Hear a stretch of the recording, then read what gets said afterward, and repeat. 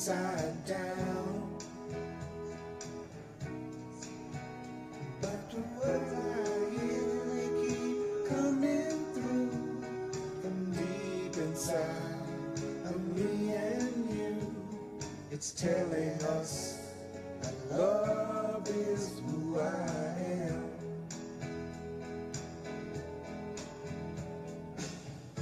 You and me were not that far apart.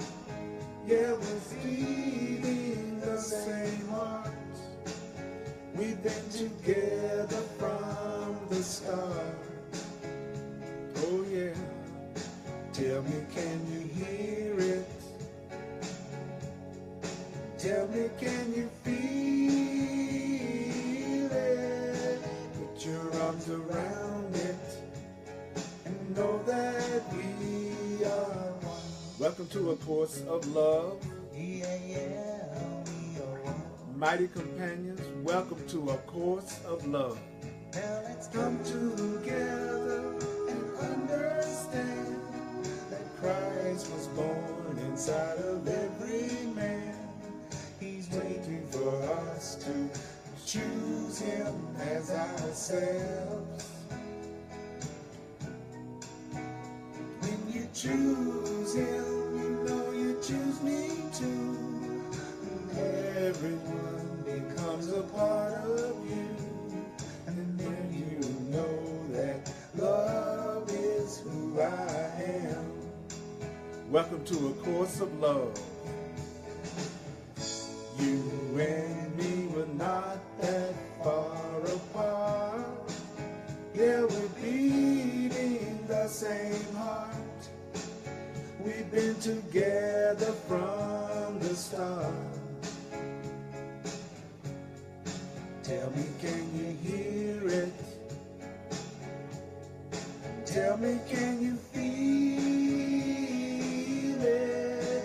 Put your arms around it and know that we are one. Welcome to A Course of Love. Yeah, we are one. Welcome to A Course of Love. Oh, we are one. Welcome to A Course of Love. You don't have to accept the ideas. You don't have to welcome the ideas. Some of the ideas you're going to hear tonight are going to be hard to believe and quite startling, but if you use these ideas, you will see that these ideas are true. It's not about analyzing the ideas, judging the ideas. The first phase is hearing the ideas. I see your hearts, I feel you. Welcome, mighty companions, to A Course of Love, Facebook Live. You and me, we're not that far apart. Yeah, we're beating the same heart. We've been together from the start. Oh yeah, tell me, can you hear it? That's what we want to do tonight. Tell me, can you feel it? Put your arms around it. Know that we are one. Oh yeah, we are one. Mighty companion, mighty companion. We are one. Welcome to A Course of Love. Welcome to A Course of Love. I am you. You are me.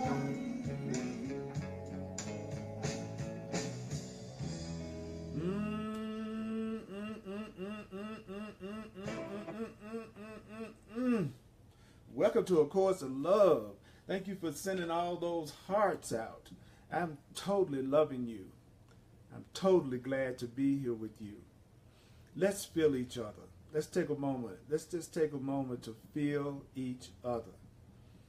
Our mighty companions. We are meeting again. We are joining.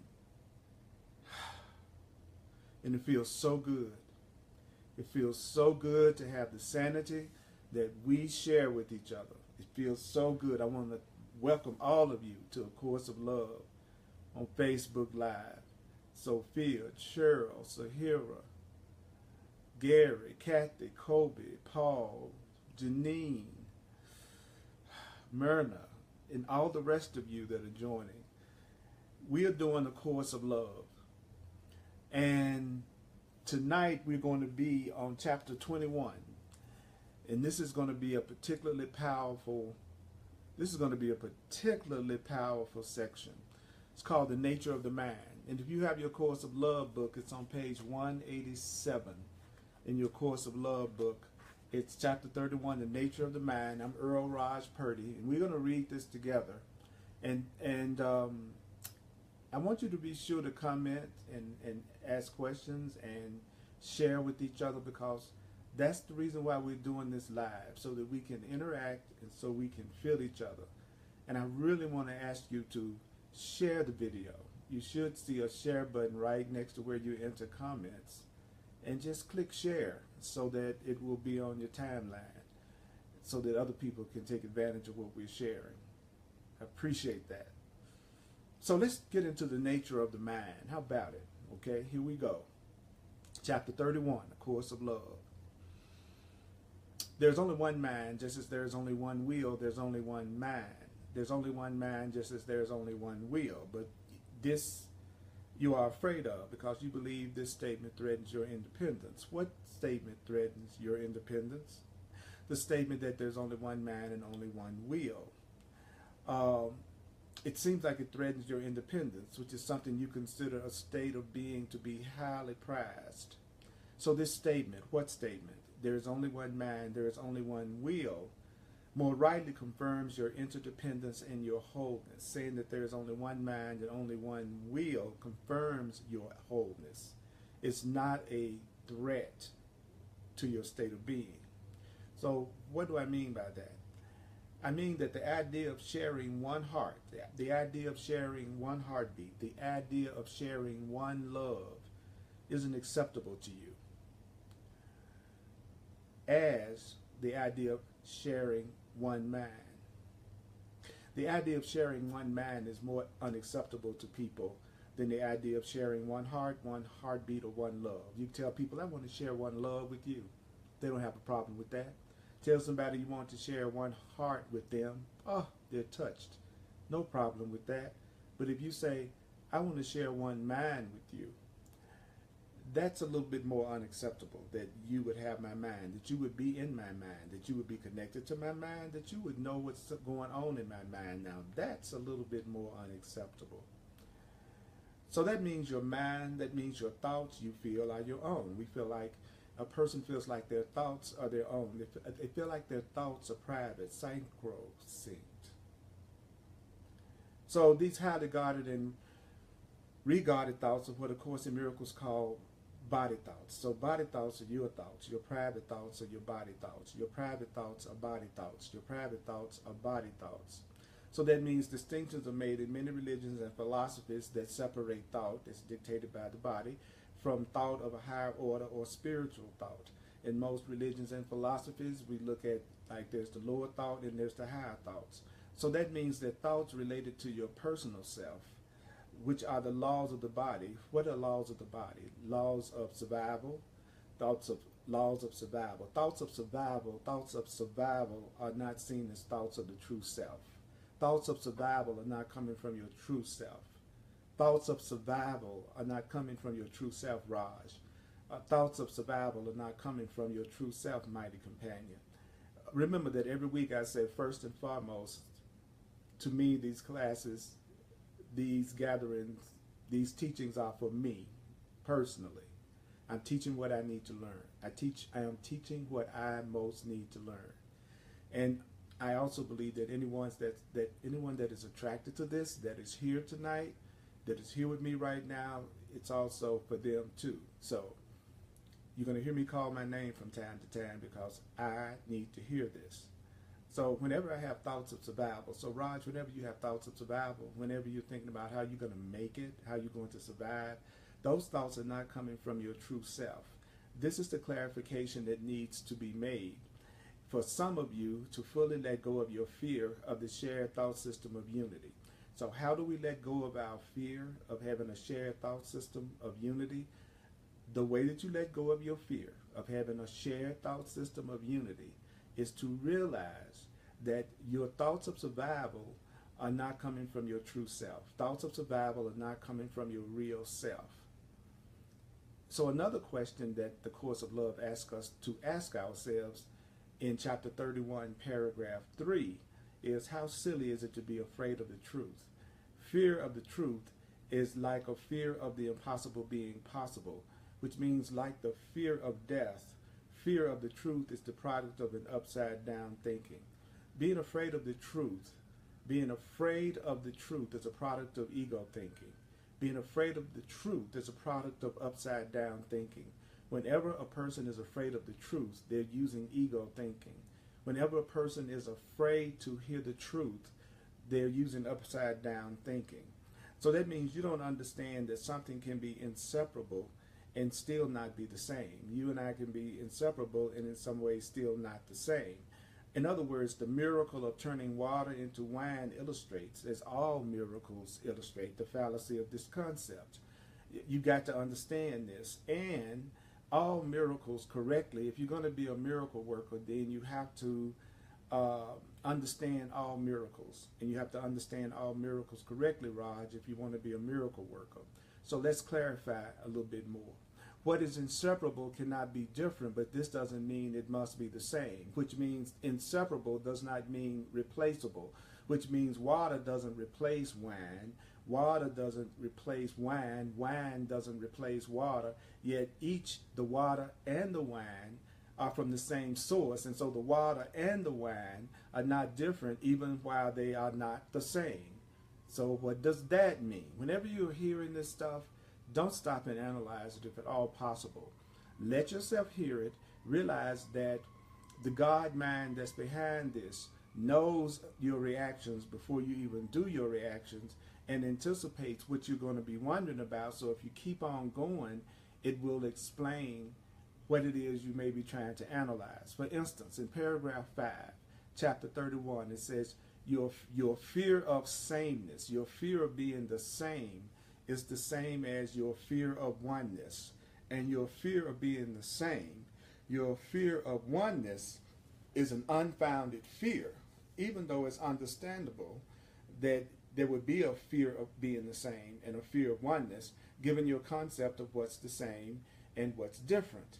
Yet, as your forms are so readily illustrate, while all bodies are the same, all bodies are also different. While all bodies are the same, we have the same organs, all bodies are different. Form just imitates content. Form just imitates content. Now I'm going to describe to you the difficulty with studying the mind. We're going to talk about the mind tonight. We're going to talk about the nature of the mind. The name of the chapter is the nature of the mind. And remember, we are reading this together. I want to help really bring this to life and really hear it. And it says in paragraph 6 in chapter 31 in A Course of Love, it says, this is the difficulty with studying the mind. The mind is your being, and so you can study it not, no more than you can ever see the entirety of your body unaided, or remove your own brain to view your brain beneath the microscope. Yet you call your body your own, and you identify your body as yourself. Your body moves, your body breathes, your heart beats, your blood pumps, quite unaided by your conscious self. Your body is breathing and moving, and you're not stopping to go, oh, I need to take a breath right now. Oh, I need to make my blood circulate through my veins right now. Oh, I need to get my lungs to move right now. Oh, I need to make sure my food is digesting. All of those actions that are going on in your body are actually going on without you consciously having to do it. You know that if you had to consciously cause all these functions to take place, you'd surely die, because managing the workings of the body would be more than your conscious mind could handle. Managing the workings of your body is more than your conscious mind can handle. You couldn't possibly give all the commands necessary if such commands were needed. Thankfully, you have a brain that fulfills this function of taking care of all the unconscious functions of the body, yet this brain is also you. So does your brain work independently from you? Is your brain separate from you? Is your brain the same as you? Well, that's the way it is with the mind. The mind also is your being. It is no accident that the mind has become synonymous to many of you with the brain. People think the mind and the brain are the same thing or can be interchangeable. But the mind is the control center. So when it talks about the nature of the mind, it's talking about the nature of the control center. Whenever I hear the term the mind, what I'm really hearing is the term the control center. That which remembers and stores away knowledge. Mind is the control center. What is a control center? Control center is something that remembers and stores away knowledge, that which is both you and beyond your understanding of you.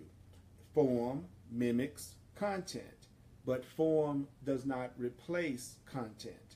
So let's go deeper. Let's see what this is saying. It's saying the rest of your world imitates the truth as well. You live on one world. You live on one planet. You live on one earth.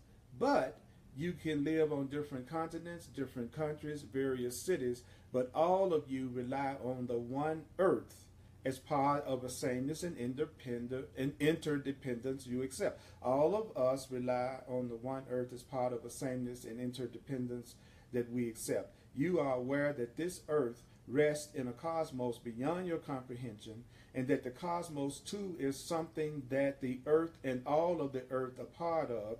You believe fully that you are inseparable from the earth. You believe that you are inseparable from the cosmos, gravity, the laws that rule the universe, just as you believe your brain and erroneously your mind is inseparable from your body.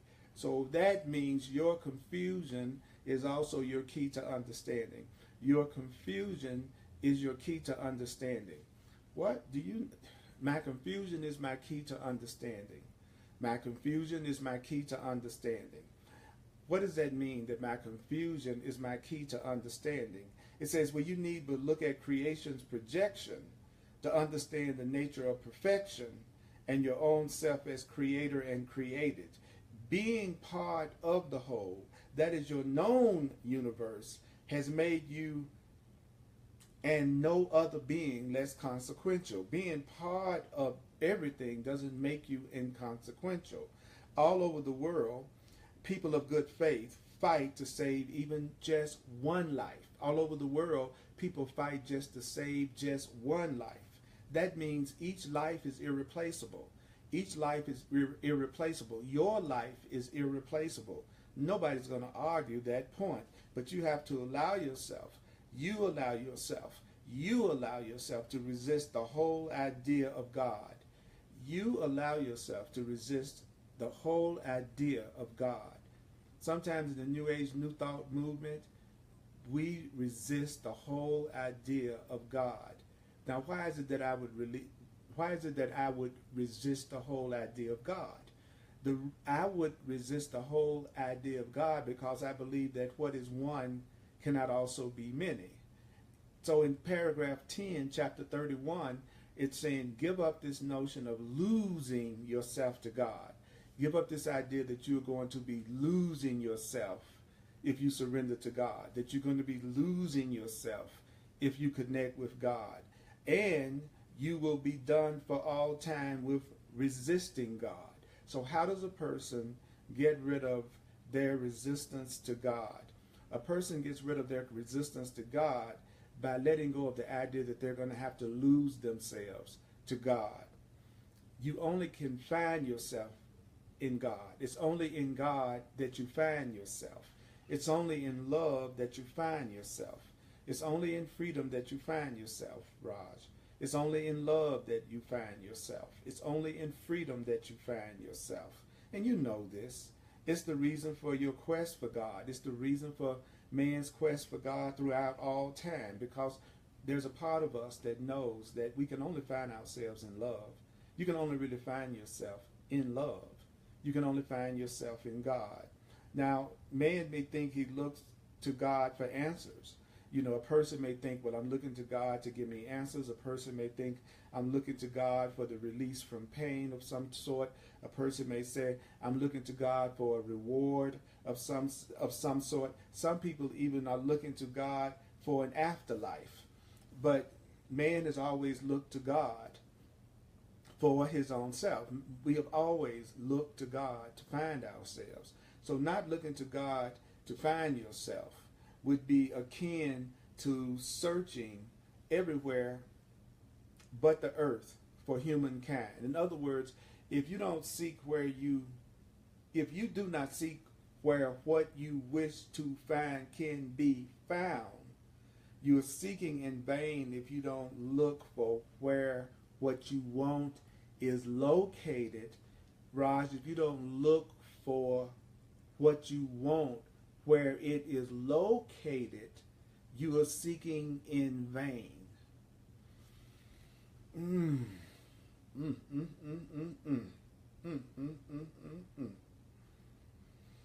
Shahira says, we can only find ourselves in God, not lose ourselves to God. Sophia says, I won't lose myself to God. I will find myself to God. Elliot says, hi. Joanne says, deep stuff. Sophia says, my confusion is my key to understanding. My confusion is a key. Kobe says, this is going to be so good. Love you.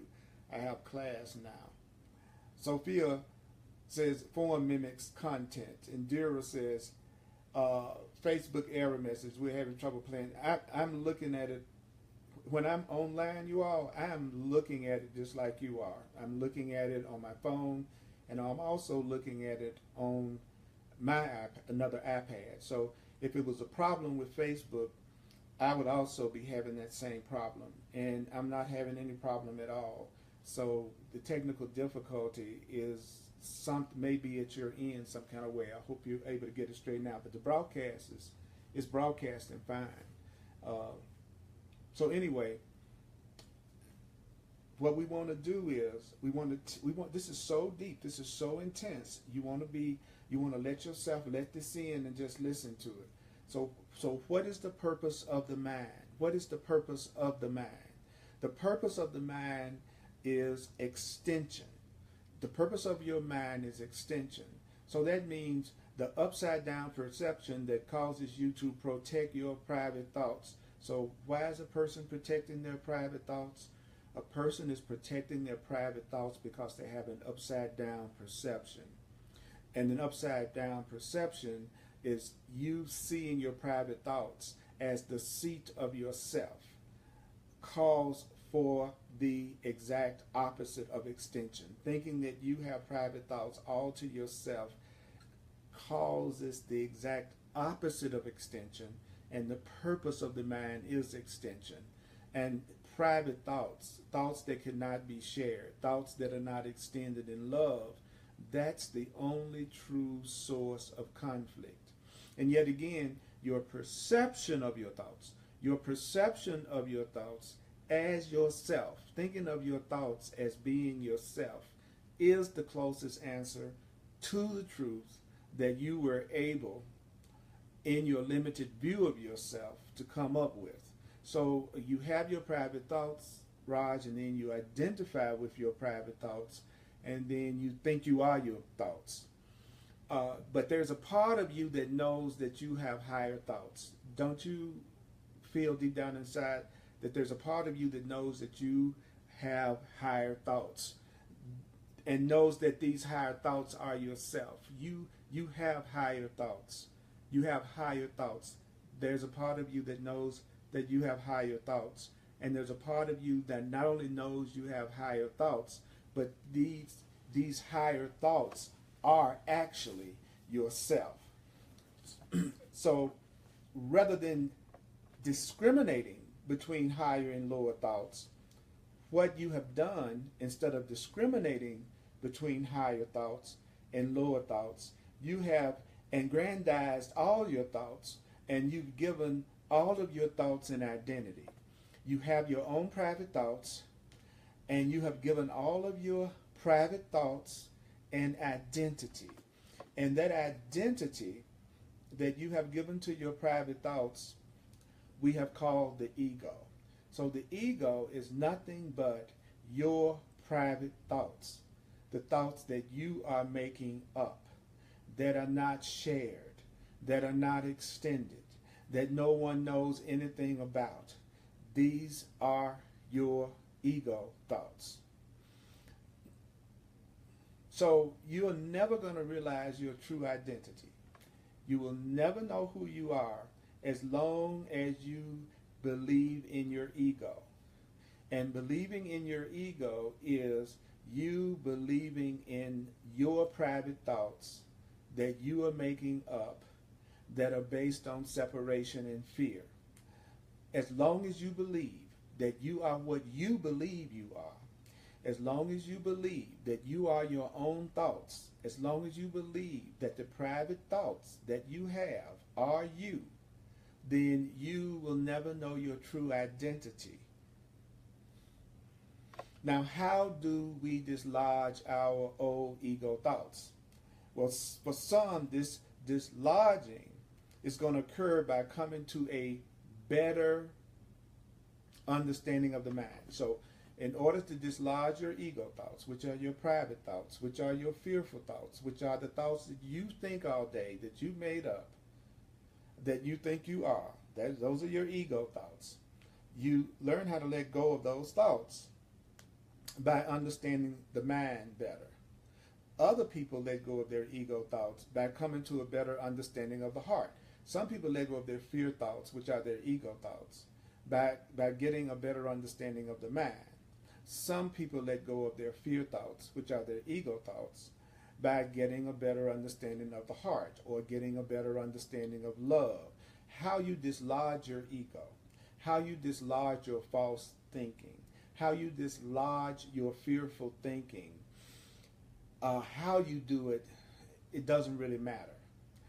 What does matter is where you place your devotion. What does matter is what you are devoted to. That matters more than how you dislodge your old ways of looking at things. What matters more than how you get rid of your ego is what you're going to put your devotion in. What are you going to place your devotion in? You cannot split devotion. Devotion is something that cannot be split. Devotion has to be complete.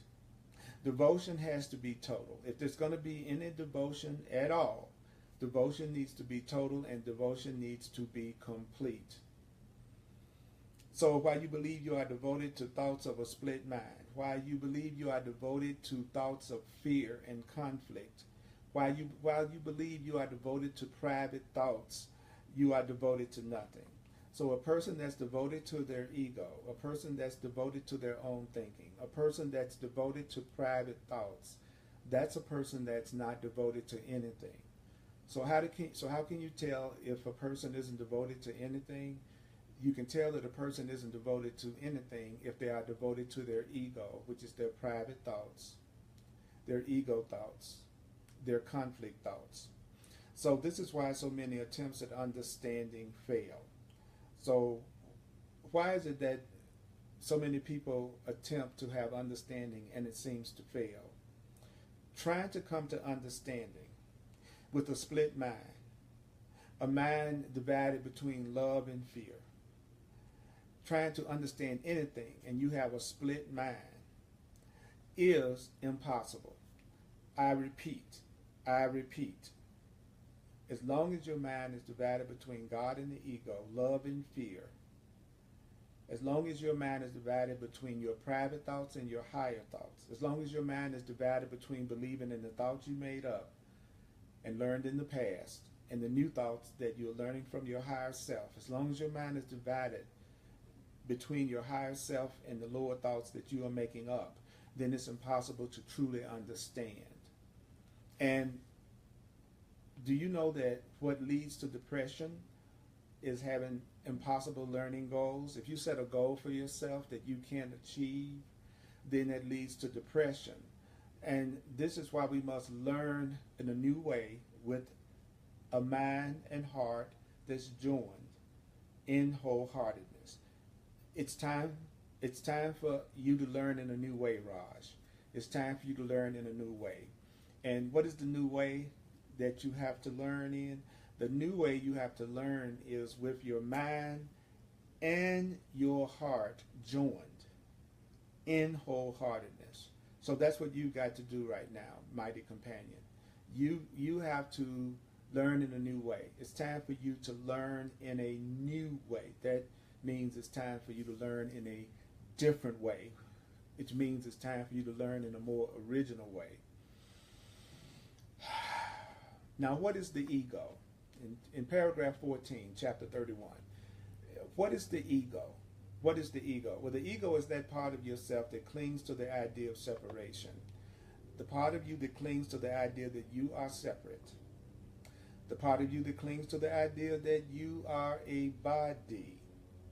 The part of you that clings to the idea that you are separate. That's the ego. And so your ego cannot grasp the basic truth of your experience. Your ego will never understand what I'm talking about. The ego will never understand what I'm talking about. Your ego will tell you, I don't understand. So the part of you that's going, I don't understand what you're talking about, is your ego. The part of you that is saying, if it's saying this, the part of you that's saying, I do not understand this, that part of you is the ego. So if it's the ego that's saying, I don't understand what you're talking about, Earl, if it's a part of you that's going, I don't understand what you're talking about, you're losing me. That part of you that's saying, I don't understand what I'm talking about, the part of you that's saying, you don't understand what I'm talking about, that is your ego. So that means you must not be your ego.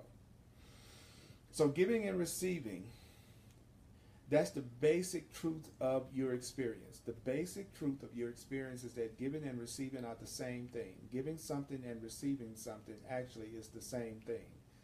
Receiving something and giving something is actually the same thing. As you receive something, you are giving it. Let me put it another way. All this says is that in order to be yourself, you have to share yourself to be yourself. You have to share yourself to be yourself. You have to share yourself. To be yourself, you have to share yourself. To be yourself, you have to share yourself. To be you, you have to share you. To be you. What you keep, you lose. What you keep, you lose.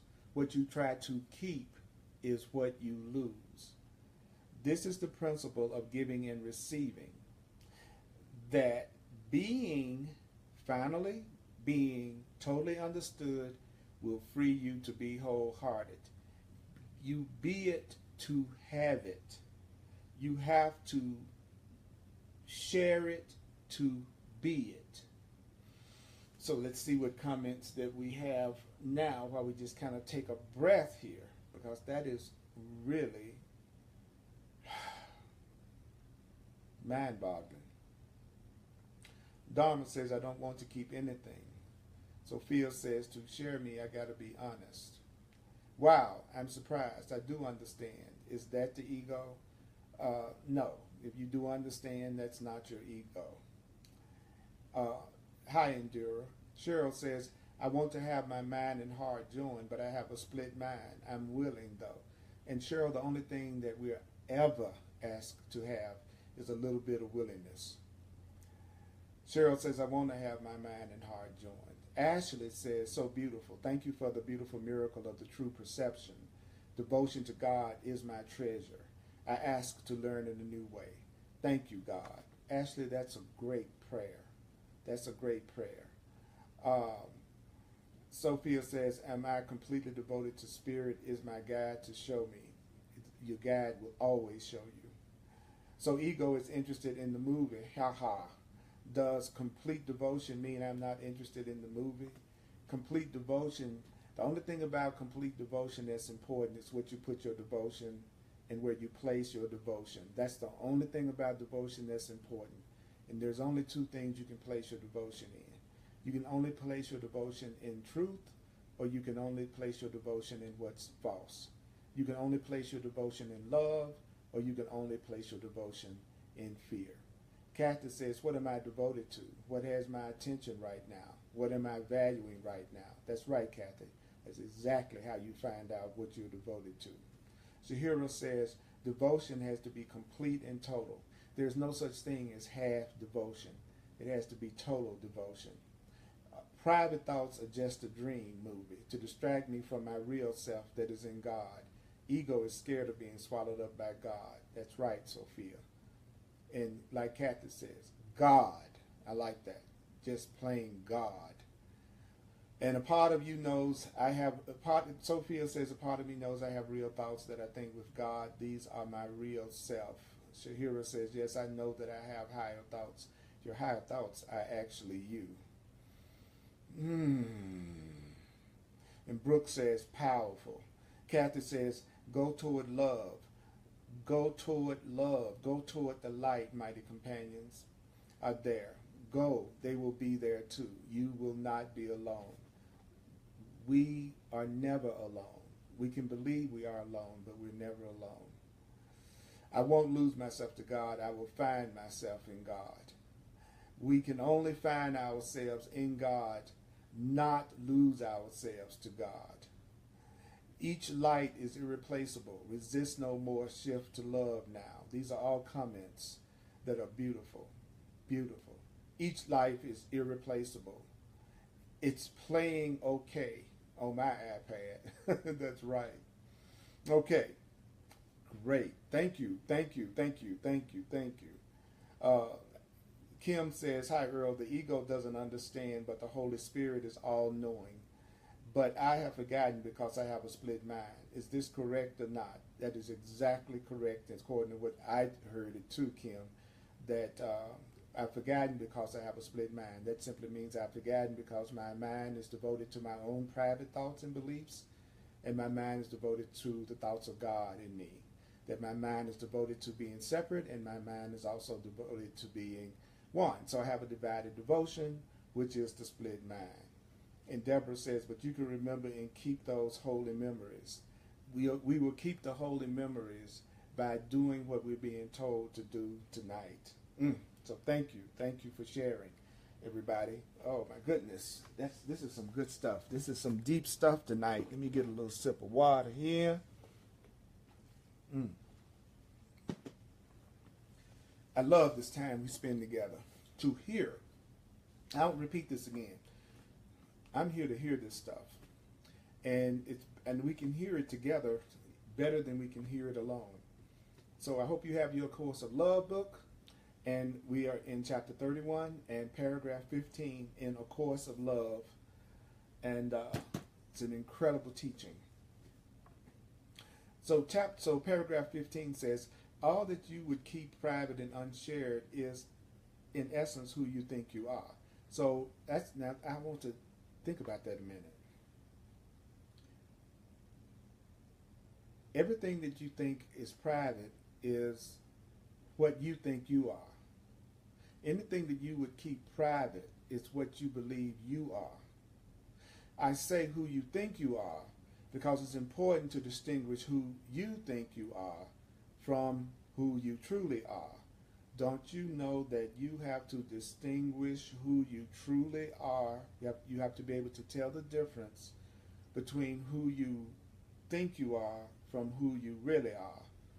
Now, on the one hand, so what does that mean? Well, it means on the one hand, you think that you are your past. On one hand, you think you are your shame. On one hand, you think you are your guilt.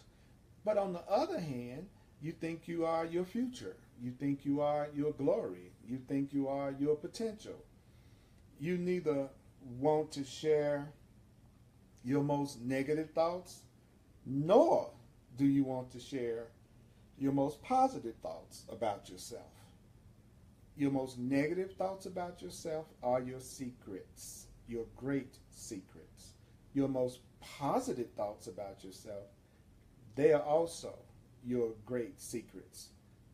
The secrets that you feel your mind day to day with thoughts that keep you from yourself. The secrets that you fill your mind day to day with thoughts that keep you from yourself. Do you know that you might not realize that it's your thoughts that you keep to yourself and your day-to-day thoughts that keep you from your true self? Are you aware that what keeps you from your true self are your day-to-day thoughts and your secret thoughts and your private thoughts? So there is just a small portion of yourself that you really share. Now, what is the portion of yourself that you share? Well, the portion of yourself that you share, the portion that your ego has deemed safe, it's the portion of yourself that your ego has deemed acceptable. You just, other words, you just share the part of you that you think is presentable. The portion that your ego has deemed will cause you no risk. So, don't you hear what we're being told? We're being told that we just share the parts of ourselves that's not risky. Generally, you just share the part of yourself that's presentable, the part of yourself that's not risky, Earl. It is the ego that asks. It's your ego. How can you tell when it's your ego asking you something? It's the ego that asks, are you certain that if you share that feeling you will still be loved? It's your ego that asks, are you certain that if you reveal that secret, you will still be safe? It's your ego that asks, are you certain that if you try something new, you will still be accepted? Are you certain that if you really try that, people are going to still accept you? It is the ego that sees honesty as a game. It is the ego that you let decide upon your truth. So if it's the ego that I let decide things, what do I do about that? Well, what you live is what you believe is the truth about yourself. Everyone is living what they believe to be the truth about themselves. Everyone is living what they believe to be the truth about themselves. You're living right now. The life you're living right now is a reflection of what you believe is the truth about you. The life that you're living right now is what you believe is the truth about you. Don't you know that while you continue to live dishonestly, your notion of what your identity truly is can't improve? As long as you keep on living dishonestly, your notion about yourself will not improve. The way you see yourself, the way you think about yourself, it won't improve until you start to see yourself honestly. So, my brothers and sisters, what you truly are, what you really are, can't be improved upon. What you really are, Raj, can't be improved on. What you really and truly are, it can't be improved on. But because you are in a state of unremembering, because you are in a state of unremembering, you must relearn who you are. Because you don't remember who you are, you must learn who you are. You must relearn. You must relearn. You must learn again who you are. You are learning who you are again. You are learning who you really are again. You can only relearn who you are. How do you relearn who you are? By being who you are. You relearn who you are. You can only be who you are. You can only be who you are by sharing, giving who you are. Your identity is the truth. The truth is your identity. What is honesty? What is honesty? Honesty is being free of deception. When you are completely free of deception, you're honest. When you're no longer deceiving yourself or others, you're honest. So you who are already worrying about honesty and sharing being about some need to confess, think about what you're worried about. Think a moment about why you are so worried. The idea of confessing is the idea of sharing. A confession is a sharing. Rather than thinking of who you are being all tied up with the idea of sin and a need for forgiveness, think of this simply as the need to share. Don't think about it being yourself having something to do with sin or being yourself having something to do with forgiveness. Right now, think of being yourself as a need to share. I have a need to share. I have a need to give. Being myself means I have a need to give. I have a need to share. This would seem antithetical with what I have already said, which is what you keep, you lose, and what you share, you gain. So let me explain how your ego, let me explain it how wrong-mindedness looks at the term confessing. So let's talk about confessing. You think of confessing as a way of letting go and getting rid of that which you don't want. Through confessing, I think I'm going to get rid of something in me that I don't want anymore. Some of you believe that you can confess and get rid of the things that you don't want anymore. Some of you believe that confessing doesn't do any good at all. Those who believe in it believe in sin, and that sin can be replaced by forgiveness.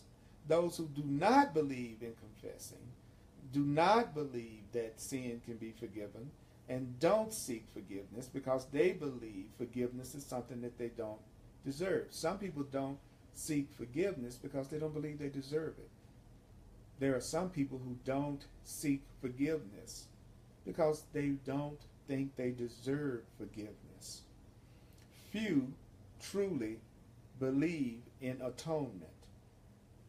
I know that the word atonement can bring up resistance. Atonement means undoing. So few truly believe there is no sin. Few truly believe that they are not the sum of their behaviors. So how is confession good for the soul? How is confession good for the soul? Well, in paragraph 19, chapter 31, it says, you cannot be honest while you do not know the truth about yourself. You can't be honest while you don't know the truth about yourself. You can't be honest. So that means that by definition, someone who does not know the truth about themselves cannot be honest. It's not possible for a person who doesn't know the truth to be honest. It's not possible for a person who doesn't know the truth about themselves to be honest.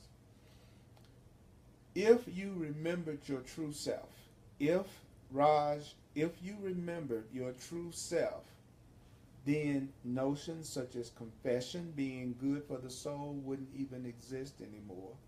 But in order to remember your true self, you need a means, you need a way of learning who you are.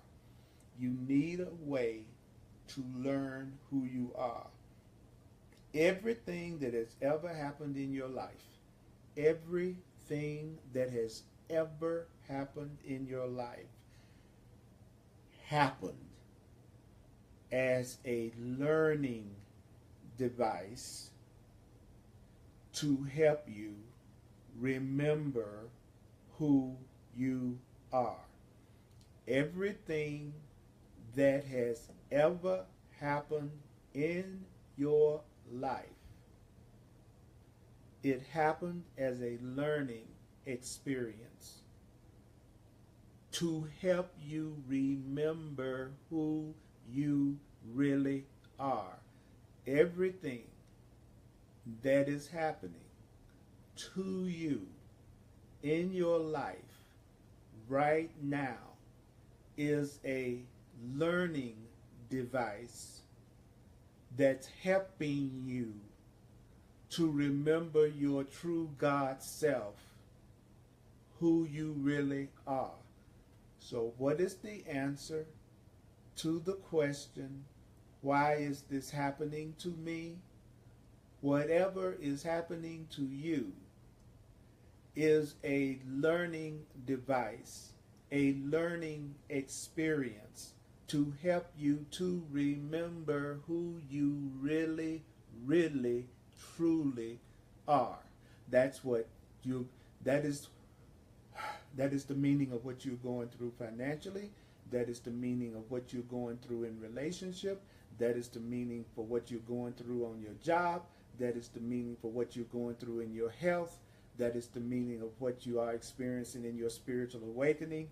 Every single event that ever happened and is happening in your life is a learning device to help you remember who you are. So now you know why anything that's happening to you is happening to you. If there's anything that's going on in your life that you feel any kind of shame about, is if there's anything in your life that you're feeling any kind of guilt about, these are remnants of unlearned lessons. While you hang on to unlearned lessons, while you hang on to guilt, while you hang on to shame, and you keep the guilt and shame hidden, you are not learning. If you hang on to guilt, if you hang on to shame, if you hide your guilt, if you hide your shame, you are not learning anything. Who you are is love. All things brought to love must be seen in a new, different light. What's a new light? What's seeing things in a new light? Seeing things in a new light is a light that keeps what you would learn to help you remember who you are. A light that keeps what you would learn to help you remember who you are. And in that remembrance of who you are, it transforms the rest, leaving with you nothing to be ashamed of. When you are learning in a new light, when you are seeing things in a new light, then there will be nothing for you to be ashamed of. There will be nothing that you will hide or keep hidden, leaving you with nothing but the truth of who you are. When you really get the lesson, there will be nothing you're hiding. There will be nothing you are ashamed of. There will be nothing you feel any guilt about when you get the lesson, Raj. And until you have nothing that you feel guilty about, until you have nothing that you feel like you must hide, until you have nothing that you feel ashamed of, you have not learned the lesson yet of who you truly are. So whatever you give through sharing is something that you gain in truth. That's the only kind of gain that's possible, is gaining the truth. The only real gain in life is gaining the truth. The most valuable thing to gain in life is the truth.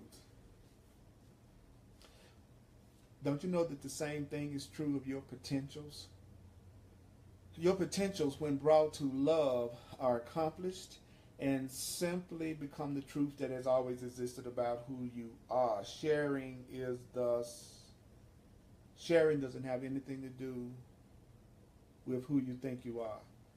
True sharing doesn't have anything to do with who you think you are.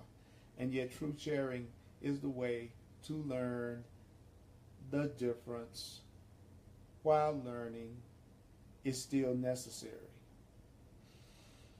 Sharing. What is sharing? What is sharing? What's the purpose of sharing?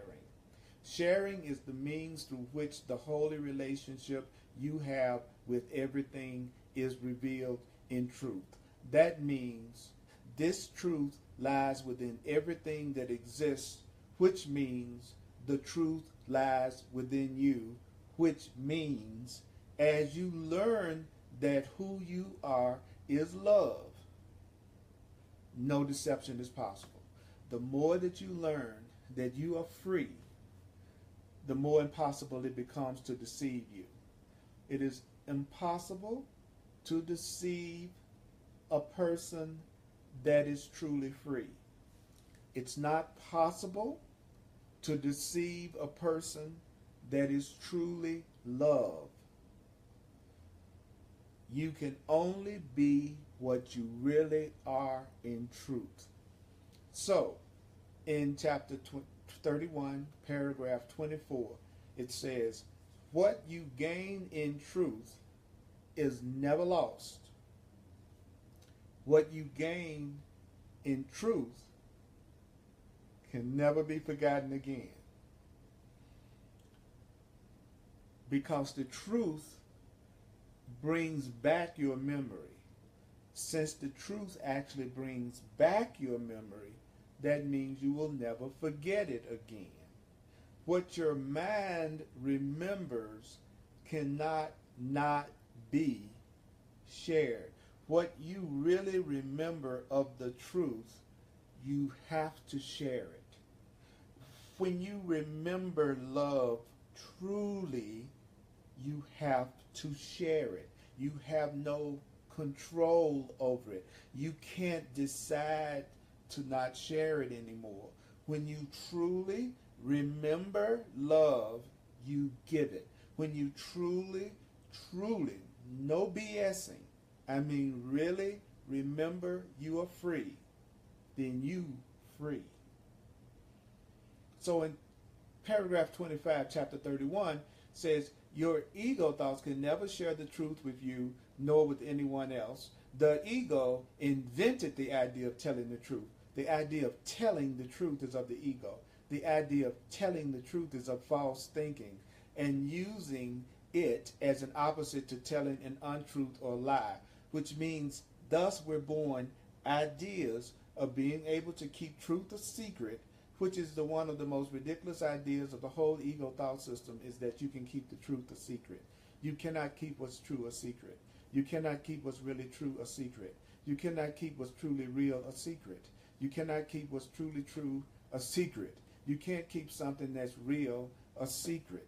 You cannot keep the truth a secret. You cannot truly hide the truth. Do you know that your past has nothing to do with the truth about who you are? Your past has nothing to do with the truth about who you really are. Your past has nothing to do with the truth of who you are, except in the degree to which your past has or has not helped you to remember who you are. So your past has only helped you if your past helped you remember who you truly are. The only thing that happened to you in your past that was helpful is whatever you did in your past to help you remember the truth of who you are. What you have learned in truth, it resides in your mind as part of you.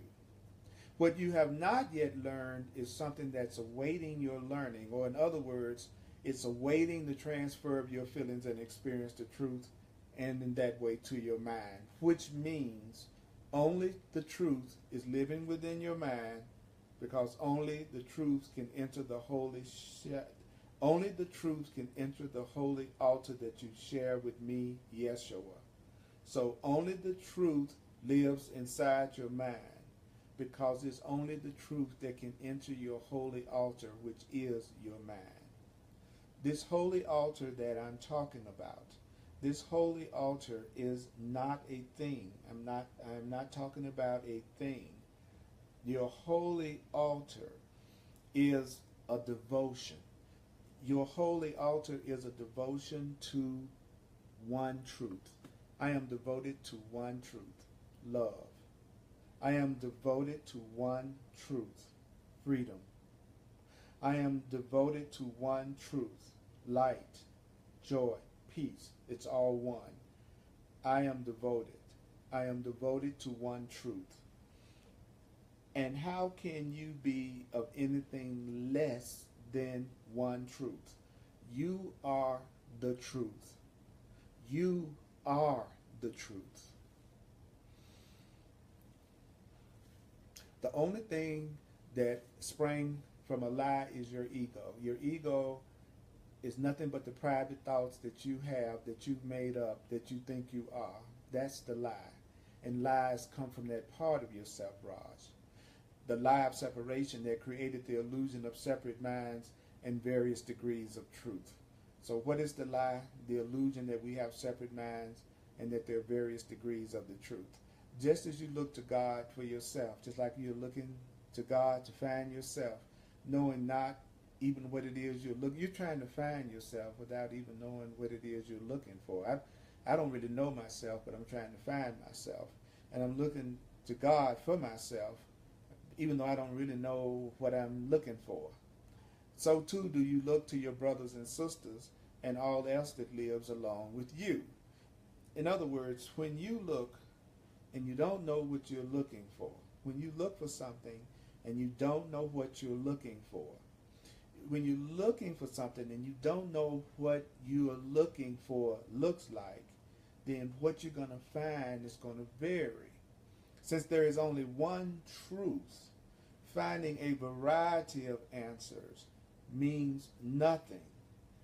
If you but change what you look for, if you would only change what you see, and what you learn will also change.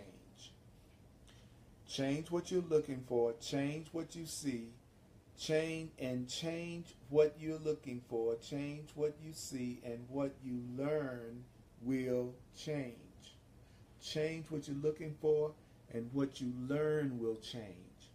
Change what you're looking for, and what you learn will change.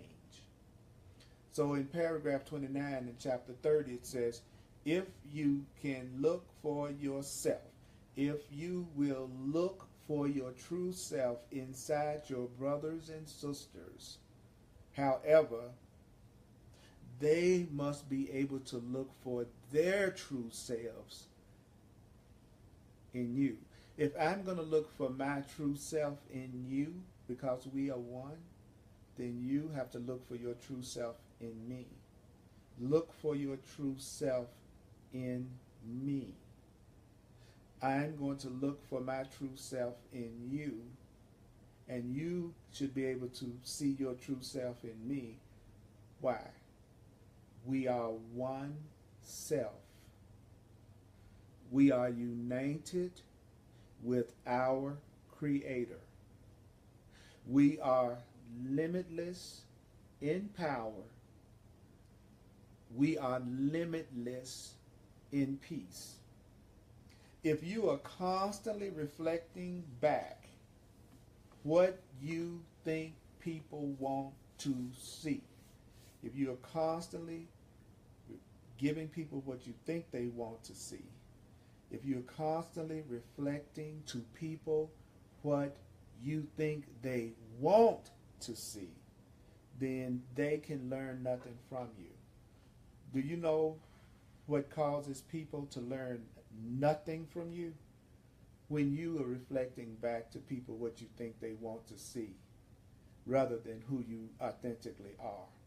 Whenever you reflect back to people what you think is going to please them, what they want to see, instead of reflecting back to people what and who you really are, they're not learning anything from you. Unless you're being yourself, people aren't learning anything from you. One of the things that I constantly deal with as a facilitator and a teacher is watching my ego try to convince me that I should be presenting myself. How can I present myself the way that you all want to see me? How can I be the way you want me to be? And the course of love has made me aware that if I am being the way that I think is going to make me the most popular or make me the most special or make people like me the most or people who are listening to me like me the most, then you are not learning a doggone thing from me. You won't be able to learn anything from me. So for anybody to learn anything from you, you cannot reflect back to them what you think they want to see. If you want people to learn anything from you, you cannot be reflecting back to them what you think they want to see.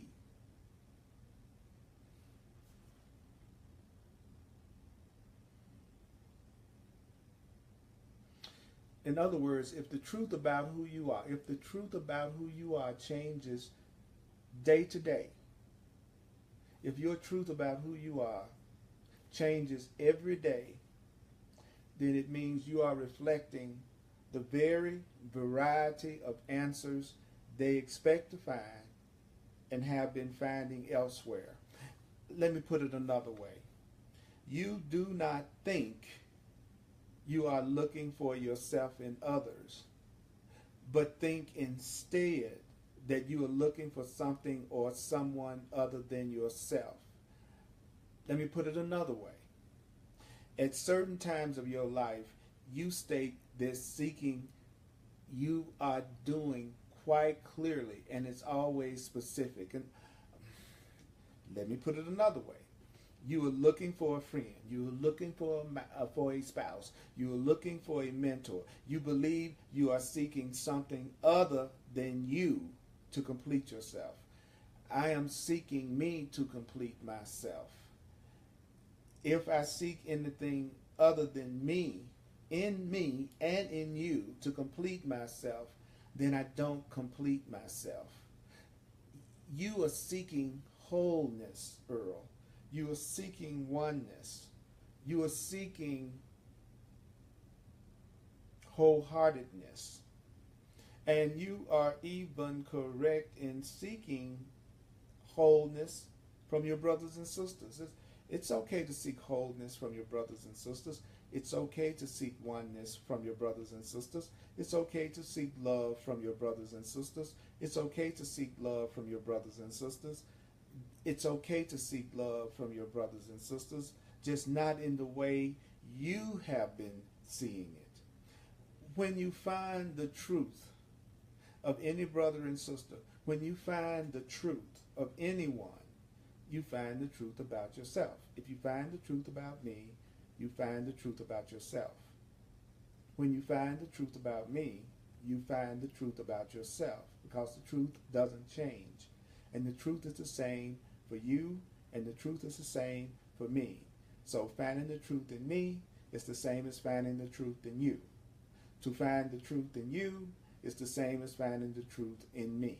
And if who you truly are is the truth, if you truly are the truth, how can you be different?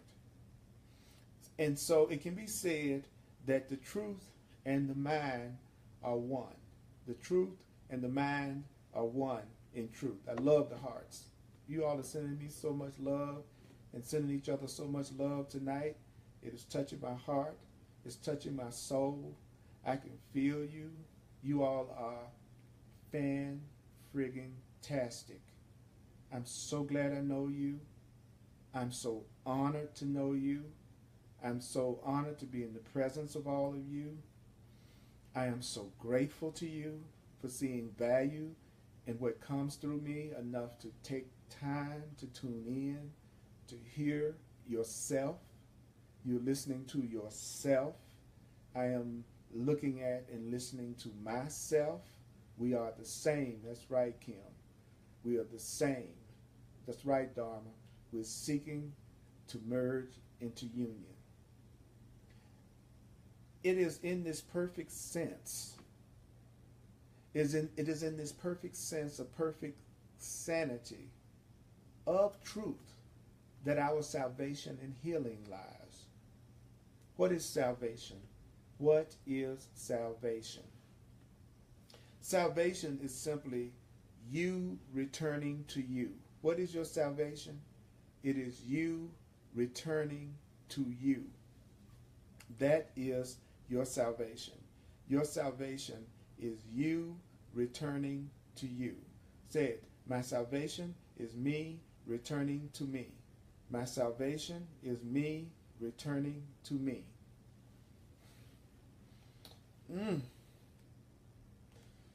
So much love here. Tears. Thank you, everyone. That's right, Dharma. Kim says, I'm so glad I found you, Earl. You really helped me to understand this much better. Kim, that is exactly what I'm here for. I've been studying the Course of Love for 10 years. I love it.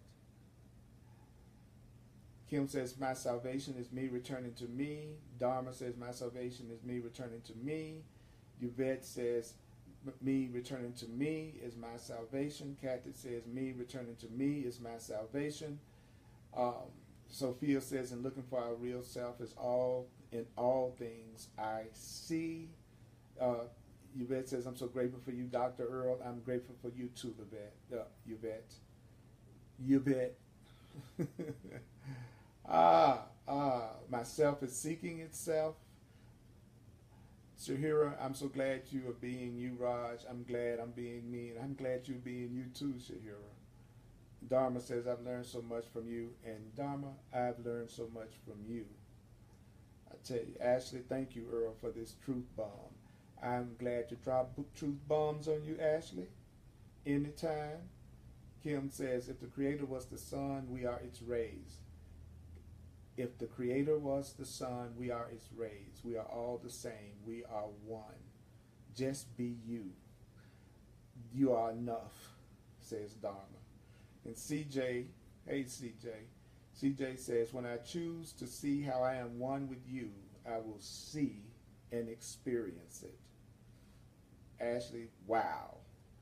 Jahira says, I see my true self in you, Raj, and in all of our mighty companions here. God bless you. That is the truth. Kathy says, change what you are looking for. And Yvette says, we are mirrors. Change what you're looking for, and what you learn will change. That's right, Dharma. We must change our perception. Let me look only for the peace of God. Thank you, everyone. This is amazing. Simply wonderful this night. So grateful, says Kathy. Dharma says, the ego lies. Kim says, I am the truth. Ashley says, my holy altar is my devotion to one truth. This is altar purification. I am devoted to the one truth. I am feeling freer and freer. Thanks you, God. My holy altar is my mind. I am innocent. Thank you, past you were a gift after all. Please share. Excellent revelation. Thank you, past. I think that's great. Dharma said, thank you, past. Hi, Jim. The truth brings back our memory. That's right, Ashley. Oh, I love it. I love it. I love it. I love it. I love it.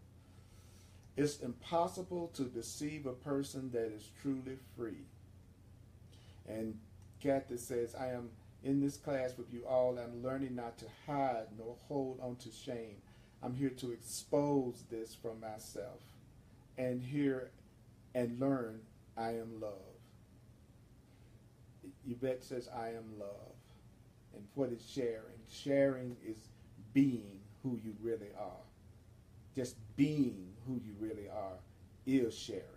There's nothing to hide, nothing I'm ashamed of when I learn who I am. I'm willing. I am in need of nothing but the truth. Thank you, Sophia.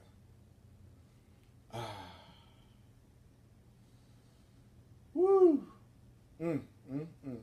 So much. I can't cover everything, but I just want to go through some of the powerful statements that are being shared. Kim, happy birthday. Your mighty companion Kim says, what a lovely birthday gift for me today. Earl on fire. I love that. Happy continuation day, Miss Kim. Thank you for joining me on your birthday. Okay, so let's go to chapter 31, paragraph 33. If your sister and brother seek the truth, if your sister and brother seek salvation, if they seek happiness from you and you seek the truth or salvation from them, what's really happening? If you seek the truth from me and I seek the truth from you, what's really happening? How can this work? This is but another aspect of giving and receiving being one in truth. Giving and receiving are both taking place. Giving and receiving are both taking place, both at the same time. Giving and receiving are both taking place, both at the same time. As are seeking and finding happening both at the same place and in the same time. Once you are aware of what it is you're seeking, then seeking and finding happens at the same time. When you're truly aware of what you're looking for, then it happens. This aspect of giving and receiving as one is called relationship. So when you say you want to be in a relationship with someone, does that mean that you're saying that you want to give and receive as one? That's exactly what you mean when you say you want to have a relationship with me. You're saying we want to give and receive as one. It allows you to experience who you are. A true relationship would allow you to experience who you really are. A true relationship will allow you to experience who you truly are. And so a real relationship will allow you to know who you are. A real relationship will allow you to remember who you are. So when you're in a real relationship, you're actually able to be more of who you are, not less of who you are. It is in your recognition of the truth about your brother and sister that you recognize the truth about yourself.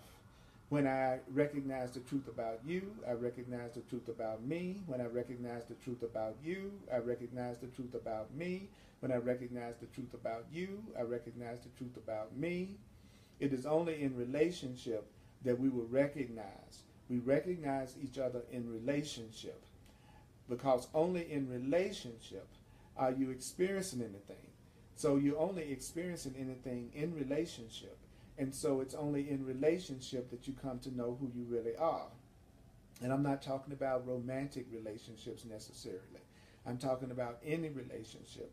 Gives you an opportunity to have a giving and receiving as one experience. You may not realize it, and it really doesn't necessarily matter whether or not you realize it, but you don't exist. You don't exist outside of relationship. You don't exist. Outside of a relationship, you don't exist.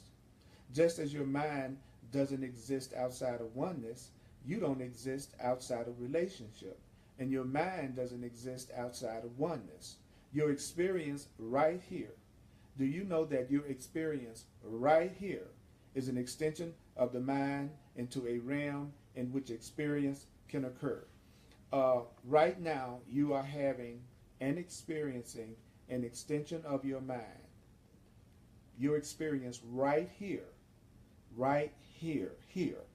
Your experience right here is the result of an extension of your mind into this realm where this experience can happen. You are experiencing an extension of your mind into this realm where this experience that you're having can happen. Your ego has made of this something different than what it really is. Let me explain. Rather than extension of mind, your experience has become a projection of your ego fear. It should be an extension, but it's really a projection. What you're feeling and experiencing, if it's coming from fear, you are experiencing a projection. That projection, that fear can change. How? Let me explain how your experience can change. As you interact with your brothers and sisters, you seek to get to know them. You seek to get to know them so that you can find what you have in common, so that you can go on and have some shared experiences. But you also seek to know your brothers and sisters so that you will come to know what to expect from them. I'm getting to know you so that I'll know what to expect from you. I'm getting to know you. See, from my ego, I'm getting to know you to see what I can expect from you. From my ego, I'm getting to know you to see what I can get from you. From my fearful, split mind, I'm getting to know you to see what expectations I can have of you.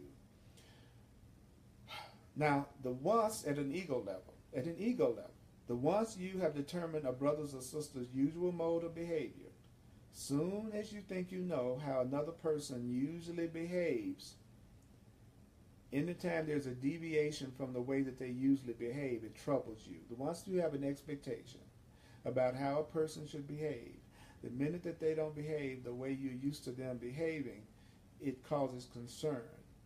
You may tell yourself that person is going through some kind of mood and see that the effects of that mood are either good or bad, for either of you or them or both. And since you live in a world of such extreme uncertainty,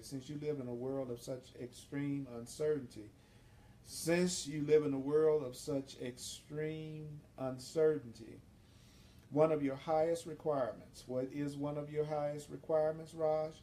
One of your highest requirements of those that you have relationships with is a mode of behavior that allows you to know what to expect.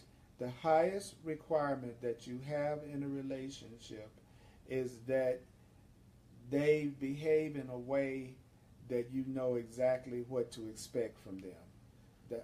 In a fear-based relationship, the most important thing is that the other person behaves the way you expect them to behave. In a typical special relationship, the thing that has the highest priority is that the other person behave in the way that they usually behave and the way that you expect them to behave. And so as you move from just being acquaintances with somebody to a relationship that's even deeper, then the deeper the relationship becomes, you quickly determine the nature of those relationships and have an investment in what? As your relationships become deeper and the person is no longer just an acquaintance, but now you're getting into a deeper level of love, what is your biggest investment when you get deeply involved with a person in a relationship? Here is what the ego, fearful mind is most invested in a relationship. The ego is most invested in the person staying the same. I want you to be the same way you've always been so that I can know what to expect from you. Since this is most often true in terms of what the other person is doing towards me as well, then me and the other person become locked into an expectation. And the expectation that me and the other person that I'm in a relationship with, the expectation that we both get locked into is the expectation that we both stay the same. One relationship in which this is not the case, though, is the relationship of a teacher and student. Another relationship that allows change is that relationship where you expect change and growth, like between a parent and a child. These two relationships have comprised your ideas of our Father and Yeshua as you have realized that you are here to learn. So, let's take a moment. Okay.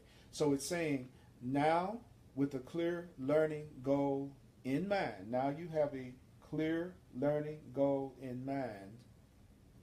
These idealized relationships, your idealized relationships, since you have a clear goal of truly knowing yourself, since you have a clear goal of being and knowing the truth, then it's time for your relationships to broaden so that your relationships, so that your goals are seen in all rather than in a few, so that they are seen clearly as what they really are. Now, with a clear learning goal in mind, these idealized relationships must be broadened so that they are seen in all rather than in a few, so that they are seen clearly. It's time for you to see them clearly as what they really are. Take a breath. The nature of the mind. That was chapter 31, the nature of the mind. I'm going to do a quick summary, and I just want to take a breath here for a minute.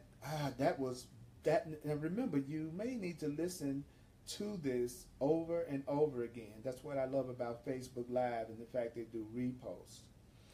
And as a full-time teacher, if any of you feel moved and would love to make a financial expression of appreciation to support my teaching ministry, go to earlpurdy.com. earlpurdy.com. I would truly appreciate it. If any of you would like to work with me on a one-on-one to get past any blocks that you have in any area of your life, I do clarity sessions. Go to my website and it explains my clarity sessions, earlpurdy.com. I'm available for you to work with on a personal level. You are me, I am you. This music is John Christmas at johnChristmas.com. And you can also check out the Course of Love at acourseoflove.org on the internet and learn more about the Course of Love. I love doing these teaching here on Facebook Live. Thursday night, A Course of Love, 7 p.m. Mountain Time. A Course in Miracles, I teach that on Sunday at 1 p.m. Mountain Time. And Tuesdays on Facebook Live, I do The Way of Mastery at 7 p.m. Mountain Time. All right, so let's see what the quick takeaways are before we leave.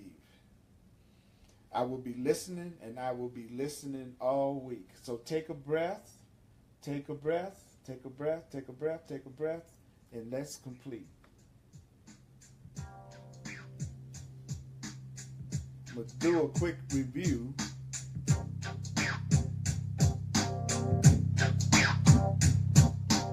You do not exist outside of relationship. Your mind does not exist outside of oneness. Your mind does not exist outside of oneness. Your mind does not exist outside of oneness. Your mind does not exist outside of oneness. Your experience here is but an extension of the mind. Your experience right here is nothing but an extension of your mind. What you are experiencing in your life right now is nothing but an extension of your mind into this realm. What you are experiencing, Raj, is an extension of your mind into this realm. That's what you are experiencing in any area of your life. So when you hear the term salvation, this is what the term salvation means. Salvation is your return to your true self. Your salvation is the return to your true self. What you find the truth, when you find the truth, what you find where and when you find the truth of someone else, you're finding the truth about yourself. when the truth about me is the truth about you. Don't you know? The truth about you is the truth about me. The truth about me is the truth about you.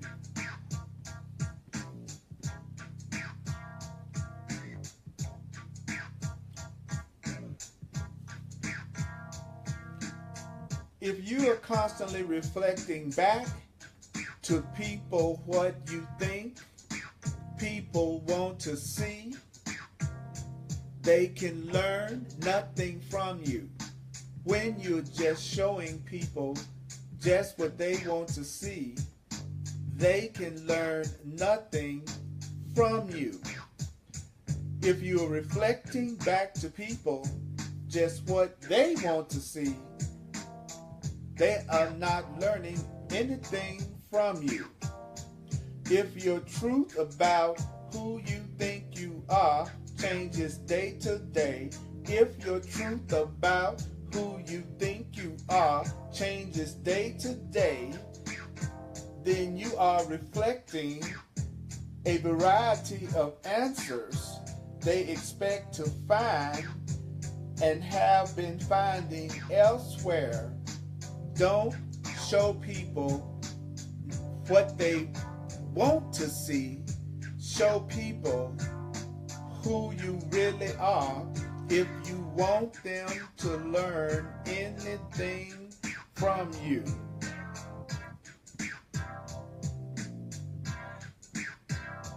If you change what you look for, if you change what you see, then what you learn will change. If you want to learn something new, change what you want to see. Change what you want to see. If you want your learning to change, you have to change what you're looking for your learning to change. You have to change what you're looking for your learning to change. You must change what you're looking for what you're learning to change. You must change what you're looking for, and what you learn will also change. Will also change. Only the truth lives within your mind. What you've learned in truth resides in your mind. When you have remembered who you are, how can you tell? When you have remembered who you are, you will feel no shame and guilt. You will hide nothing any longer.